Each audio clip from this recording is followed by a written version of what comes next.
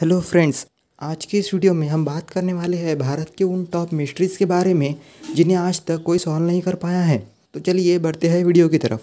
तो भारत की सबसे पहली बड़ी मिस्ट्री है ताजमहल की।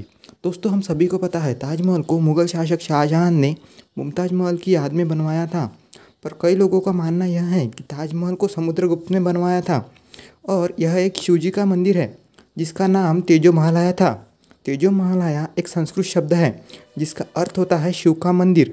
कई लोगों का यह मानना है कि वहाँ की अथॉरिटी कई गहरे राज हमसे छुपा रही है और उन राजों पर से आज तक कोई पर्दा नहीं उठा पाया है। आपका इस बारे में क्या विचार है, नीचे कमेंट करके ज़रूर बताइए। बढ़ते हैं भारत की अगली मिस्ट्री की तरफ। दोस्तों, अगर आपसे पूछा जाए कि कोई इंसान कितने दिनों तक भूखा रह सकता है तो आपका जवाब होगा 2 से 3 दिनों तक। पर गुजरात के मेहसाना गांव के रहने वाले प्रहलाद जानी का कहना है कि वे 1940 से बिना अन्न पानी के जी रहे हैं।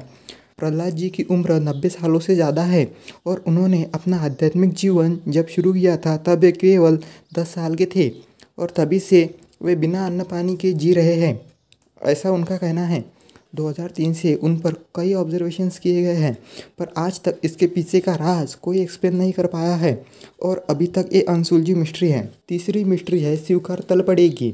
हमें स्कूल में पढ़ाया गया था कि राइट ब्रदर्स ने 1903 में पहला हवाई जहाज़ बनाया था, पर कई लोगों का यह मानना है कि राइट ब्रदर्स के हवाई जहाज़ के बनने के 8 साल पहले ही भारत के शिवकर तलपड़े ने मारुत्सका नाम का हवाई जहाज़ बनाया था।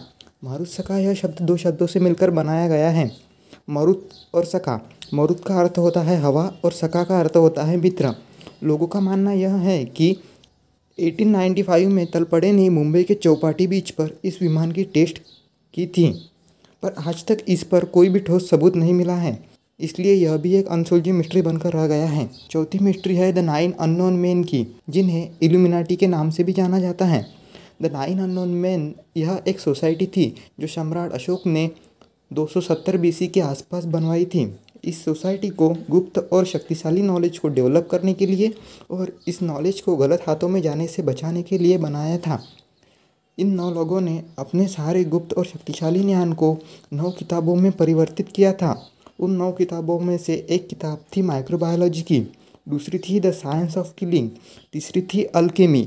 इस किताब में किसी भी धातु को सोने में कैसे बदला जा सकता है और अमर होने के लिए बनाए जाने वाले रसायनों के बारे में बताया गया था। और 2 किताबें ग्रेविटी और कॉस्मोलॉजी एंड स्पेस टाइम की थी।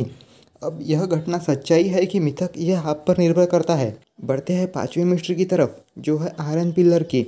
दिल्ली में स्थित यह आयरन पिलर 7 मीटर ऊंचा है और यह पिलर हज़ारों सालों से बारिश और वायु का सामना कर रहा है, पर आज तक इस पर जंग नहीं चढ़ा। IIT कानपुर के विशेषज्ञों ने इस पर जांच की तो उन्हें पता चला कि इस स्तंभ को बनाते समय पिघले हुए कच्चे लोहे में फास्फोरस मिलाया गया था। इस कारण जंग लगने की गति हज़ारों गुना कम हो गई।